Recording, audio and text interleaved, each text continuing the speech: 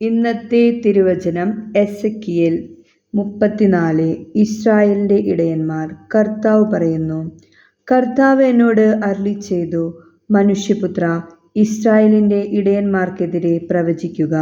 അവരോട് പറയുക, ദൈവമായ കർത്താവ് അരുളിച്ചെയ്യുന്നു, തങ്ങളെ തന്നെ പോറ്റുന്ന ഇസ്രായേലിന്റെ ഇടയന്മാരെ, നിങ്ങൾക്ക് ദുരിതം. ഇടയന്മാർ ആടുകളെയല്ല പോറ്റേണ്ടത്.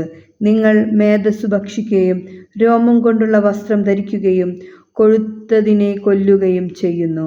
എന്നാൽ നിങ്ങൾ ആടുകളെ പോറ്റുന്നില്ല. ദുർബലമായതിനെ നിങ്ങൾ ശക്തി കൊടുത്തില്ല. മുറിവേറ്റതിനെ വെച്ചുകെട്ടിയില്ല.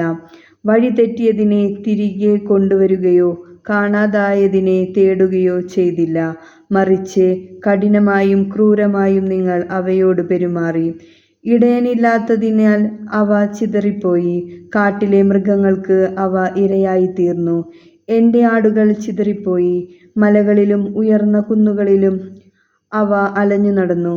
ഭൂമുഖത്തെല്ലാം എൻ്റെ ആടുകൾ ചിതറിപ്പോയി. നമ്മുടെ കർത്താവായ യേശുവിനെ സ്തുതി.